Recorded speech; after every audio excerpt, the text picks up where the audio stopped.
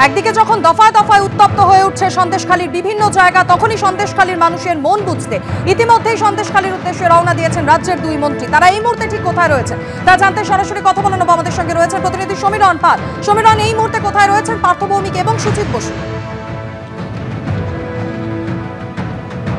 দেখো, রাজ্যের দুই মন্ত্রী পার্থ ভৌমিক এবং সুজিত বসু তারা কিছুক্ষণের মধ্যে সন্দেশখালী যাবেন। ক্যামেরা রতন কুণ্ডু তোমাকে ছবিটা দেখাচ্ছি। তারা এই মুহূর্তে ধামাখালীর যে আজিজের ফেরিঘাট, সেই ফেরিঘাটের কাছে সেখানে তারা কথা বলছেন এবং তারা কিছুক্ষণের মধ্যে এখানে একটি ছোট্ট বৈঠক করবেন। এবং যেটা রাজ্যের দমকল মন্ত্রী সুজিত বসু যেটা জানালেন যে এইখানে সন্দেশখালীতে যে বিভিন্ন রকম যে সেচের খাল, সেটা যে জোর করে দখল করা হয়েছিল ফেরি করার জন্য, সেই সমস্ত খাল দখলমুক্ত করা হবে এবং তার জন্য সেচ দপ্তরের শীর্ষ কর্তারা তারা এসে পৌঁছেছেন।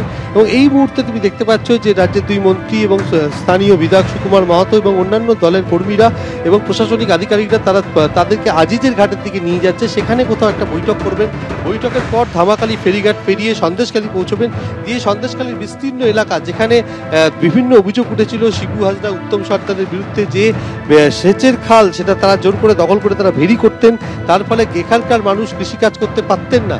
এবং সেই অভিযোগের ভিত্তিতে কি পরিস্থিতি খতিয়ে দেখতেই তারা আজকে চাচ্ছেন এবং সেচ দপ্তরের আধিকারিকরাও রয়েছেন। এবং সেখানে যেমন রয়েছেন দক্ষিণবঙ্গের সেচ দপ্তরের মুখ্য বাস্তুকার সুব্রত চট্টোপাধ্যায়, তিনি রয়েছেন। তিনি বলেছেন বিষয়টি খতিয়ে দেখা হবে এবং সমস্ত আধিকারিক এবং দপ্তরের বিশেষজ্ঞদের নিয়ে যাওয়া হচ্ছে। এই যে সমস্ত স্লুইস গেট আটকে রাখা হয়েছিল খালের, সেই খালগুলোকে দখলমুক্ত করার প্রধান কাজ, এবং তার জন্য রাজ্যের দুই মন্ত্রী যাচ্ছেন। এবং পাশাপাশি সুজিত বসু যেটা জানালেন যে কিছু অগ্নিসংযোগের ঘটনা ঘটেছে বিভিন্ন জায়গায় সন্দেশখালীর বিভিন্ন দ্বীপে, আর সেই কারণে সেই সমস্ত অগ্নিসংযোগের ঘটনা কি ঘটেছে সেই সমস্ত জিনিসও খতিয়ে দেখা হবে দমকলের তরফ থেকে।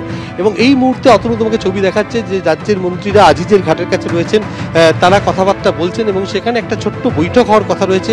বৈঠকের পর তারা সন্দেশখালী রওনা দেবেন এবং সেখানে সন্দেশখালীতে গিয়ে সরেজমিনে সেচ দপ্তরের আধিকারিকদের সঙ্গে নিয়ে যে সমস্ত স্লুইস গেট আটকে রাখা ছিল সেগুলোকে দখলমুক্ত করা হবে। তার পাশাপাশি আমরা যেটা জানতে পারছি, তুমি জানো যে বিধায়ক কিছুক্ষণ আগে জানিয়েছেন যে গ্রামবাসীদের সাথে কথা বলবেন রাজ্যের দুই মন্ত্রী এবং গ্রামবাসীদের সঙ্গে বিভিন্ন সমস্যা নিয়ে আলোচনা করবেন। এবং যে অভিযোগ উঠছে গ্রামবাসীদের তরফ থেকে, তারা নানাভাবে যে অত্যাচারিত হয়েছিলেন সেই অত্যাচারের গল্প শোনার চেষ্টা করবেন। এবং ইতিমধ্যেই শাসক দলের তরফ থেকে এবং সরকারের তরফ থেকে জমি ফিরিয়ে দেওয়ার প্রক্রিয়া শুরু হয়েছে এবং সন্দেশখালী 2 নম্বর ব্লকের 4টি জায়গায় ক্যাম্প চলছে। তার পাশাপাশি 10টি বিশেষ দল তৈরি করা হয়েছে জমি দখলমুক্ত করার জন্য এবং যার জমি তার কাছে ফিরিয়ে দেওয়ার জন্য। ক্যামেরাম্যান রতনু কুণ্ডুকে আরও একবার দেখাতে বলবো যে এই যে আজিজের ফেরিঘাট, সেখানে এই মুহূর্তে বৈঠক করছেন রাজ্যের সেচ ও জলপথ পরিবহন মন্ত্রী। একদিকে যখন সন্দেশখালীর ক্ষিপ্ত গ্রামবাসী তাদের ক্ষোভের মুখে পড়তে হচ্ছে একের পর এক শাসক নেতাকে, তখনই সন্দেশখালীর মানুষের মন বুঝতে ইতিমধ্যে সন্দেশখালীর উদ্দেশ্যে রওনা দিলেন রাজ্যের দুই মন্ত্রী পার্থ ভৌমিক এবং সুজিত বসু। অন্যদিকে সেচ দপ্তরের আধিকারিকরা তারাও ইতিমধ্যেই মানুষের অভিযোগ খতিয়ে দেখতে পৌঁছে গিয়েছেন সন্দেশখালীতে। আর এদিকে পুলিশের ভূমিকা নিয়ে রাজ্য বিজেপি সভাপতি সুকান্ত মজুমদার ঠিক কি বললেন শোনাবো আপনাদের। পুলিশ ওখানে তো সলিউশনই না, কারণ এই পুলিশের উপরে তো অভিযোগ তারা একই বাইকে করে আসতো চুজ অ্যান্ড পিক আপ করতে, যে কার বাড়ির বউটা সুন্দর, তো সেই পুলিশ কি করবে? সব থেকে বড় কথা আমি যেটা বলছি, শেখ শাহজাহান, শিবু হাজরা, উত্তম, এই 3টে নাম সারফেসে এসছে, কিন্তু এই 3টে ব্যক্তি সব করতে না, তাদের তো টিম আছে একটা, সেই টিমটা তো এখন সন্দেশখালীতে ঘুরে বেড়াচ্ছে। তাতে শেখ শাহজাহানের ভাই আছে, অমুক মোল্লা আছে, তমুক আছে, তাদেরকে তো গ্রেপ্তার করতে হবে, নাহলে তারা রাত্রিবেলা ভয় দেখানো তাই সেটাই করছে। আর ডিজি সেটাই চাইছে, মমতা বন্দ্যোপাধ্যায় সেটাই চাইছে।